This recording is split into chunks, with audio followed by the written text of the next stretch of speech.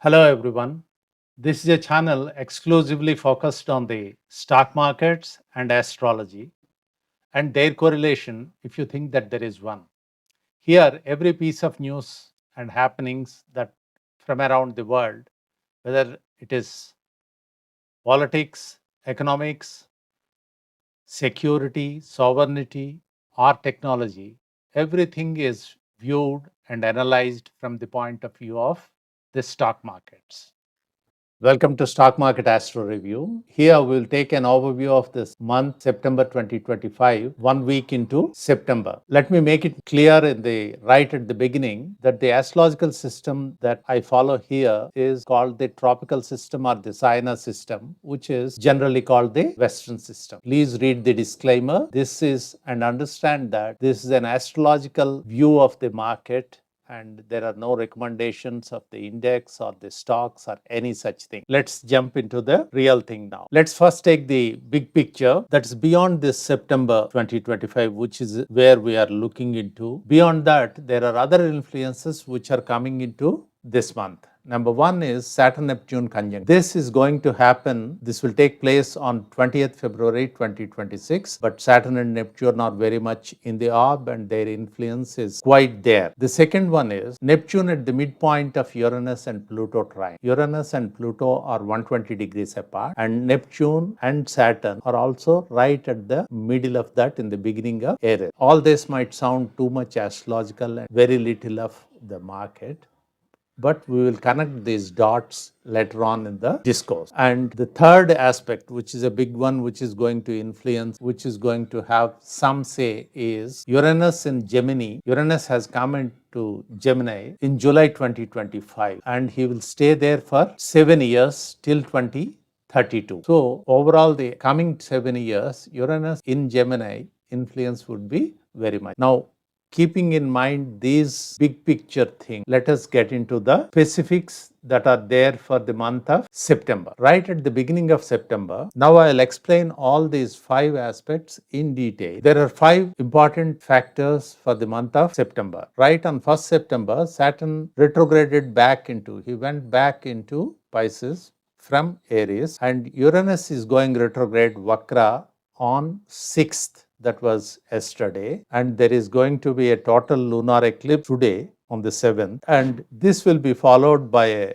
partial solar eclipse on 21st of September. And on 5th, the 5th aspect is autumnal equinox, that is sun getting into the cardinal sign of Libra will take place on 22nd. All these things are bunched up in the month of September. Each one has its own say, and let us see what each one would be. Saturn is back into Pisces. This is on 25th May. Saturn transited into Aries, which is a big thing.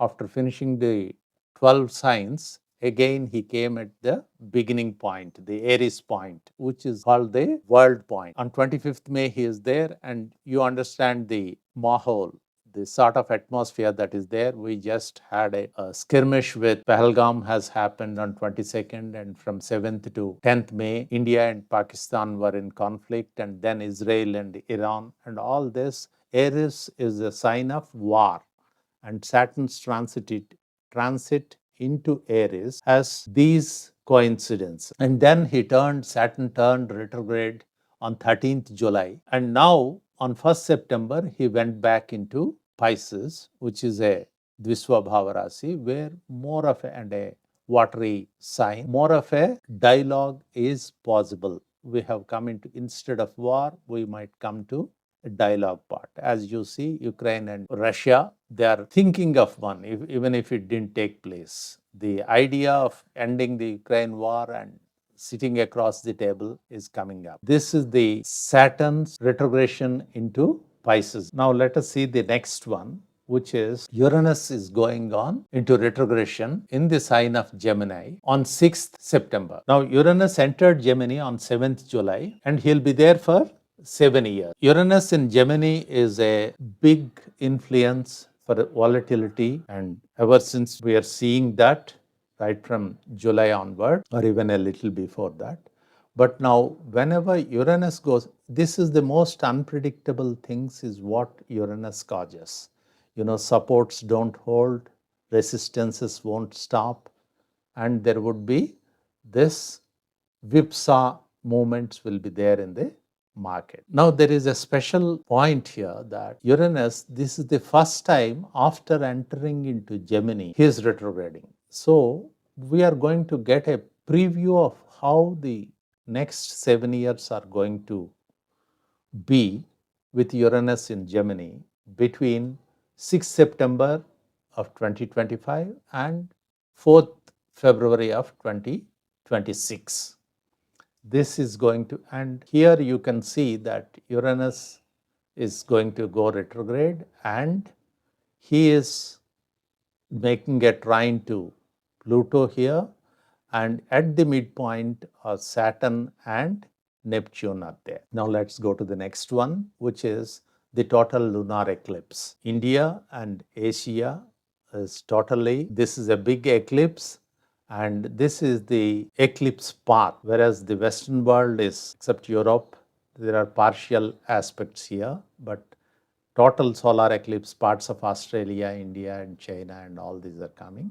And at the peripherals, at the fringes is North and South America. This is going to be a big aspect, big eclipse, and eclipse is heightened emotional turmoil. Markets are naturally prone to that. This is a big eclipse, and the next one is a partial solar eclipse. Let's go to that.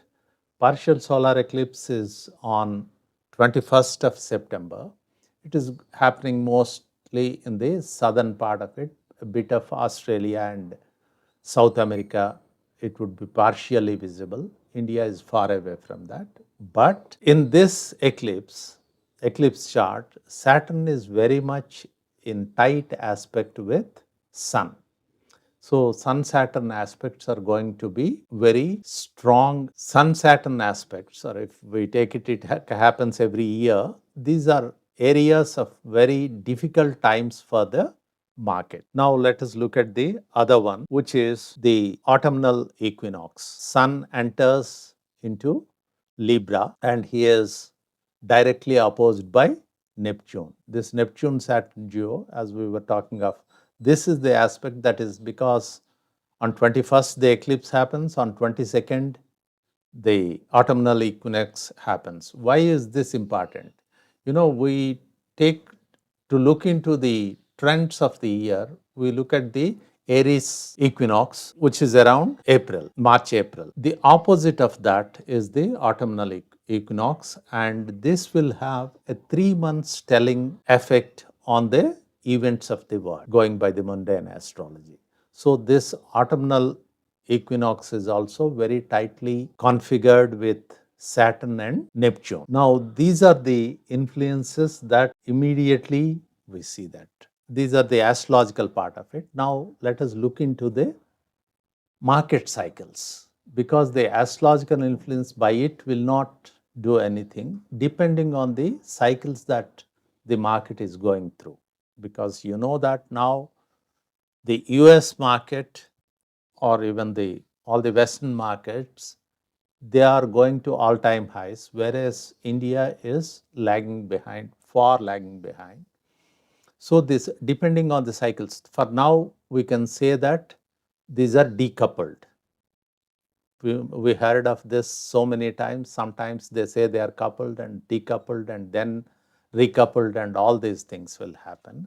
But if we see, this is the chart of Nifty 50 weekly from 7th April to 6th September. 7th April was the lowest point, and from there we had good 12 weeks of uptrend, and then 6 weeks of trending downward movement. But for the last 5 weeks, it's totally stuck in this range of say 24,500 to 25,000. And we know that market very rarely gets stuck in a particular range for a long time. So, with all these aspects, what is the way, up or down, is the question. When we look at it, I think the overall dynamics of the market are not very favorable for the market to go up. We can't expect, like, Japan had a trade pact with US, and the Japanese Nikkei has gone up some 1,000 points for a couple of days or so. These prospects are not very much on the horizon as we stand today for India. So is the market going to go down? It has already gone down to an extent before, from October to March, and now it is sort of stabilized. So to look into it, where is the situation? Where is it that we are stuck? What can happen? Here, the conclusions part. Number one, you can look at the two eclipses that are happening on September 7th and September 21st. 21st night and 22nd. On September 21st, one thing is, right now India is in a tight spot. We can't wriggle out much. There is no elbow room for us.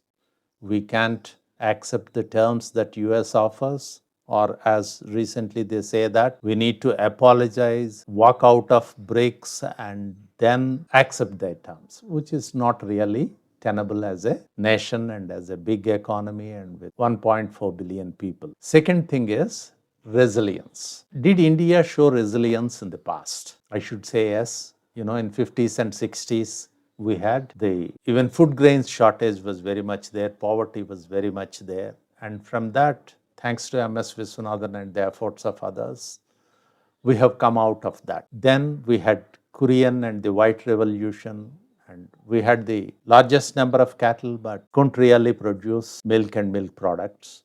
From there, we have come to a surplus milk country.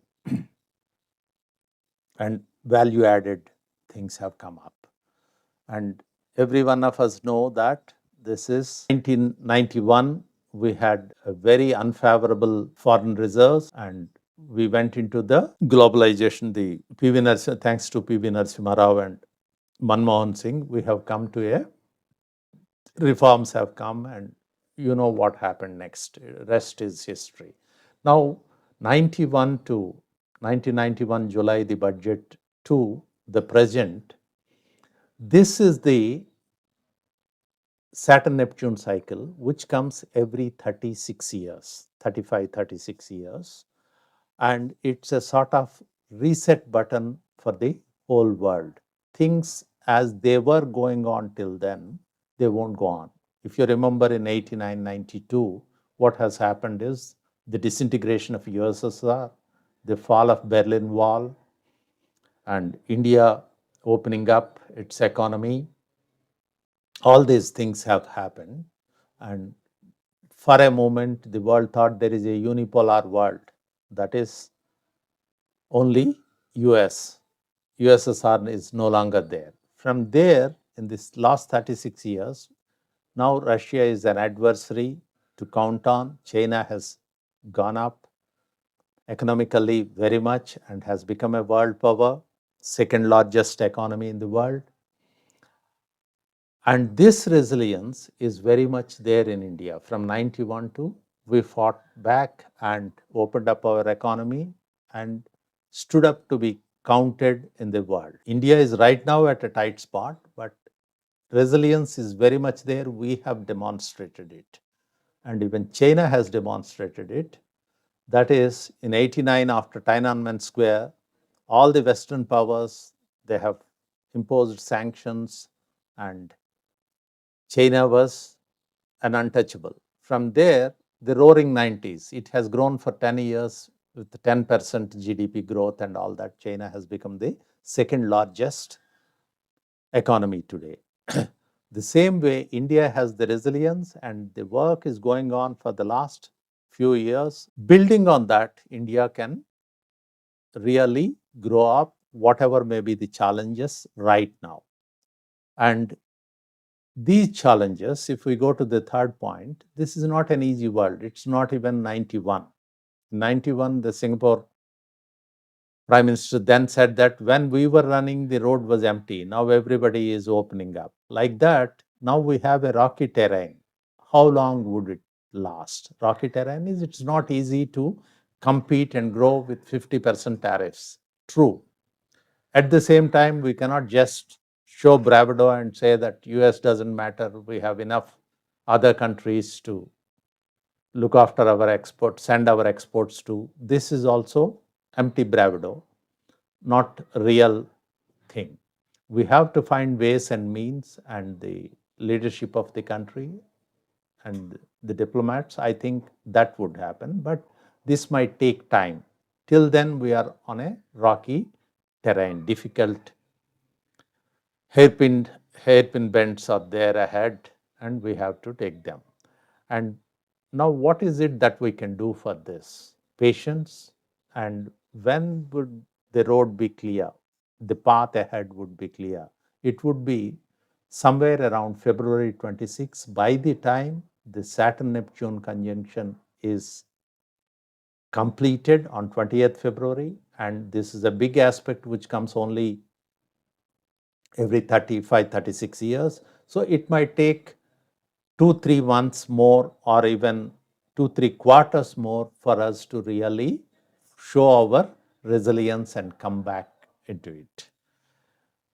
Nobody can imagine that, at the beginning of 2025, if anybody has said that the IT limit would be enhanced to 12 lakhs or the GST would come so fast by September, we wouldn't have believed it.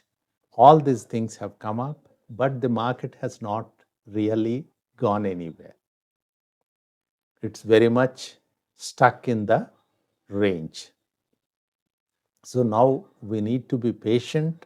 In my view, we need to be patient till at least the middle of 2026 to get out of this tight corner and really get into a growth trajectory. Now, what should be our action plan? I'm a lay investor and an experienced astrologer. I can't really suggest anything, but what I feel would be good is 50% of the investable funds. Maybe we can buy chosen stocks, because here we are not going to take the help of the trend, is not going to help us much. So we need to really zero in on those stocks which would, in spite of all the negative atmosphere, still they would have their act together. That kind of stocks we need to pick and choose 50% of that. In case the market comes down, we must have enough funds. So park 50% of funds either in gilt mutual funds or gold and silver base. This would be the idea, I think, that would be viable. And here, while presenting in discussion of the budget of 1991, P.V. Narasimha Rao had this, he quoted this, Sarvanashe samutpanne ardham tyajati panditaha. Sarvanashe samutpanne ardham tyajati panditaha. So if a very difficult time comes, at least let us sacrifice 50%. This is behind why I said this 50% thing is, this is what is inspiring me, that a very learned prime minister who could, like P.V. Narasimha Rao, who could open up the Indian economy and give it a real big turn, a positive turn, he quoted this while defending the budget. Why did you do that? Why did you do this? Like that, I think we can do something like this and be patient for the next, say, 8 to 9 months, so that we can reap some benefit out of these things. Thank you for listening to this. If you like the video, please subscribe.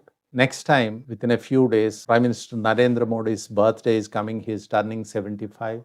And in all these things, while going through this rocky terrain, the chief executive, the man who can really make the decisions for India and Indian economy and for all these people, how would these anxious times, how are they reflecting, and what would be his stance? We will try to see through his personal horoscope in the next episode. So please subscribe, and more important than that, please give your opinion on this. Thank you.